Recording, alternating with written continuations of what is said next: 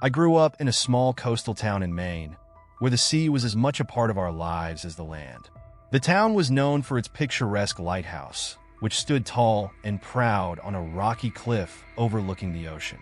The lighthouse had been abandoned for years, but it remained a beloved landmark, a symbol of our town's history and resilience. One summer, when I was in my early 20s, I found myself at a crossroads. I had just graduated from college and was unsure of what to do next. My girlfriend of 3 years had recently broken up with me, leaving me feeling lost and directionless. I spent my days wandering the coast, trying to find some sense of purpose. The salty air and the rhythmic sound of the waves crashing against the shore were my only companions. It was during one of these aimless walks that I noticed something strange about the lighthouse. The door, which had always been securely locked, was slightly ajar. Curiosity piqued, I approached the lighthouse and pushed the door open. The hinges creaked loudly, echoing through the empty structure. The sound sent a shiver down my spine, but I couldn't resist the urge to explore further. Inside, the air was thick with dust and the scent of old wood. The sunlight filtered through the grimy windows, casting eerie shadows on the walls.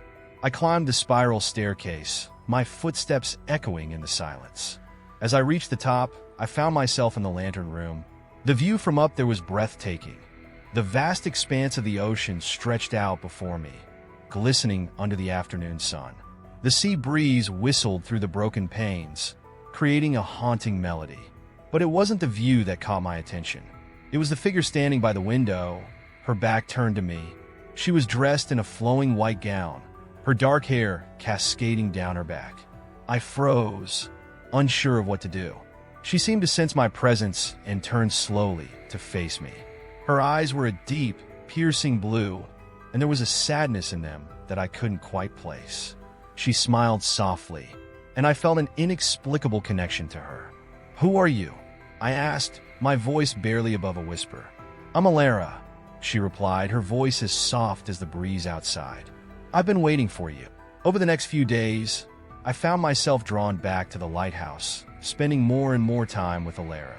We talked about everything and nothing, and I felt a sense of peace that I hadn't experienced in a long time. She told me stories of the sea, of sailors lost and found, of love and loss. Her voice was like a lullaby, soothing and mesmerizing. I found myself falling for her, despite the mystery that surrounded her. One evening, as the sun began to set, painting the sky with hues of orange and pink, Elara took my hand and led me to the edge of the cliff. "There's something I need to show you," she said, her voice tinged with urgency. We stood there, the wind whipping around us, as she pointed out to sea. "Look," she said, her voice barely audible over the sound of the waves. I squinted, trying to see what she was pointing at, and then I saw it, a faint, flickering light in the distance, bobbing up and down on the waves. It was a ship, its lanterns glowing in the twilight. The sight was both beautiful and eerie, as if the ship was suspended in time, neither moving forward nor backward. "That's the ship I was on," Elara said, her voice filled with a mix of longing and sadness. "It sank, and I was lost at sea. But I found my way back here, to the lighthouse.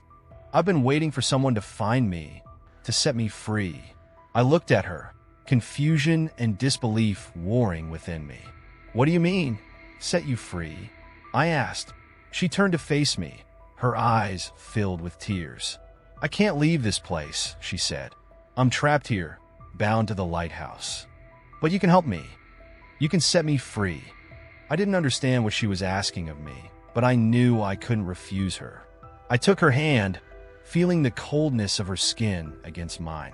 "Tell me what I need to do," I said. She led me back to the lighthouse, up the spiral staircase, and into the lantern room. She pointed to a small, hidden compartment in the wall. "In there, you'll find a key," she said. "Use it to unlock the door at the base of the lighthouse. It will set me free." I did as she asked, retrieving the key from the compartment and making my way back down the staircase. As I inserted the key into the lock, I felt a sense of finality, as if I were closing one chapter of my life and opening another. The key turned with a satisfying click, and the door creaked open, revealing a hidden passageway. I stepped inside, the darkness enveloping me. I could hear Elara's voice, guiding me, urging me on. I followed the sound, my heart pounding in my chest. The passageway was narrow and damp, the walls slick with moisture. I could feel the weight of the lighthouse above me, pressing down like a heavy burden. And then, suddenly, I was standing on the shore, the waves lapping at my feet. Elara was beside me, her hand in mine. She looked at me, her eyes filled with gratitude and love. "Thank you," she whispered. And then she was gone, disappearing into the sea, leaving me alone on the shore. I stood there for a long time, watching the waves, feeling a sense of loss and longing. But I also felt a sense of peace, knowing that I had helped set her free. In the days that followed, I found myself drawn back to the lighthouse, but it was different now. The door was locked once again, and the lighthouse stood silent and empty. But I knew that Elara was finally at peace, and that was enough for me. I left the town soon after, ready to start a new chapter of my life. But I never forgot Elara, or the lighthouse, or the strange and beautiful summer that changed my life forever. The memory of her haunted me, but in a way that was both comforting and unsettling. I carried her story with me, a reminder of the mysteries that lie just beneath the surface of our everyday lives. As I moved on, I found solace in the knowledge that I had played a part in her journey, that I had helped her find the peace she so desperately sought. And though I never returned to the lighthouse, I knew that it would always be there, a beacon of hope and mystery, standing tall and proud against the vast expanse of the sea. Years later, I found myself back in that small coastal town, the memories of that summer still fresh in my mind. The lighthouse stood as it always had, a silent sentinel watching over the sea. I walked up to the door, half expecting it to be ajar once again. But it was firmly locked, the keyhole rusted over with time. I stood there for a moment, remembering Elara and the strange, beautiful summer that had changed my life. And then, with a final glance at the lighthouse, I turned and walked away, leaving the mysteries of the past behind me. But I knew, deep down, that the lighthouse and its secrets would always be a part of me, a reminder of the magic and mystery that lurk just beneath the surface of our everyday lives.